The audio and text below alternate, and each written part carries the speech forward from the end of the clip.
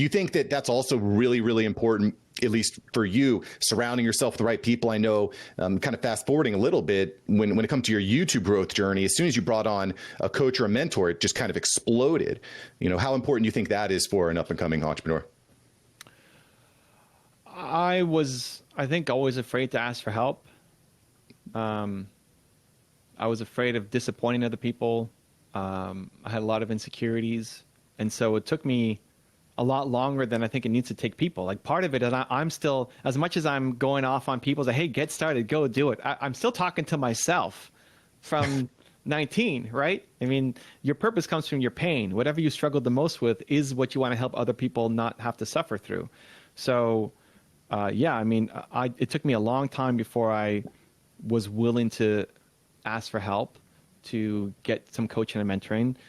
Steve, who's still my agent today, I don't know how many years ago now that was when he first helped me, but gave me some great feedback and advice for me to get better. And I did the work, and I slowly got better. I mean, I have over 10,000 videos now on my channel. Not all of them are public, because a bunch of them are practice sessions. 10,000 videos. Like, forget the 10,000 hour rule. It's like 10,000 videos on the channel. It's crazy. So this is a lot of work, but for me, I'm introverted, I'm shy, super uncomfortable in front of the camera.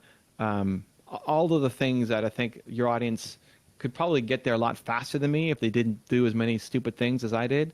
And that's partly why I want to get on and share the message. Like, how long did it take you to go from the idea of having this show to actually recording the first episode? It was a little while. I mean, to be frank, I tried a number of different businesses and projects. I knew I wanted to take control of my life, right? Because I didn't want to be that corporate drone who didn't have control of my destiny. That's, to me, one of my biggest fears, is not having control. So I tried a number of different things, and things just kept they either didn't work or they didn't feel right. They didn't feel like a fit for me as a person. They work for someone else, but maybe not for me. But I mean, I think this show, you had an idea for a show like this. How long before you actually recorded your first episode? I would say, so this show specifically, After Hours Entrepreneur, I had the idea for maybe a year or so, but I was already doing another podcast. I was trying to kind of learn the ropes. But one of the things that I think is funny for me, Evan, is I could have launched the show probably 6 months earlier than I did, but I wanted the perfect name. I just wanted to have that perfect name. Yeah. And and in hindsight, it's such a silly thing. It doesn't matter, but this is what people, and hey, congrats to you on not letting that 6 months or 12 months be 5 years, because that's what a lot of people do. And my obsession is to shorten that gap from 6 months to 6 hours. Because episode 1 should be, you pull out your phone, you press record, and say, hey guys, it's Mark. I'm starting a new show. I don't know what I'm going to call it yet. And I'm tired of spending all this time thinking about stupid names. So I'll figure out what I'm going to call it later. I'm starting this new show. It's going to be about telling people's journeys and their come-ups and trying to share advice and wisdom. And I'm super scared about doing this because I tried a whole bunch of other things that haven't worked out yet. But hopefully this is the one that lets me win, because I'm tired of being a corporate drone and I need to escape. And hopefully if I figure that out, you guys can learn with my journey too, and you guys can go off and build something amazing. So there you go, episode 1. Thank you for subscribing. I'll see you soon. Post, right? Like, that's episode 1. 45 seconds or 2 minutes. I don't know how long I talked there, but like, that should be episode 1.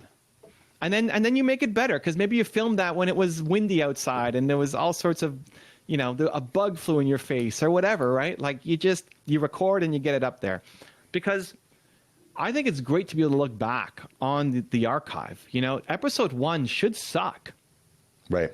Because what's your message to people? Only create when it's perfect? Right? That's not the message that you're trying to say. So why is that? And not you, Mark, like everybody. This is everybody, right? All the ideas that you're thinking on, you're sitting on, you're dreaming on one day, right? Your message to your kids is not going to be wait until it's perfect. Wait till you have it all figured out. Wait till you have the great name before you launch. Your message to them is going to be, put it up, start, create momentum, like, let's go. So your first episode should suck, because you don't want people to look back on your thing to say, well, look at you, Mark. Like, when you started, you had everything all set up. You had everything perfect, right? so people should be able to go back to episode 1 and see how crappy it is. Like, I think if episode 1 doesn't suck, then you suck as a human, because you waited like way too long to actually get it going. That's a good point, and especially with the resources we have. I mean, you could have a YouTube channel up and running in less than an hour off of your smartphone. Why wait? Thanks for watching Mark Spont Media. Here we're going to help you create better content in less time and turn that attention into income. If you love this video, you're going to love these videos here. Click the one. Me and my team specially selected this just for you. Click the link, check out the video. I'll catch you here next time on Mark Spont Media. Peace.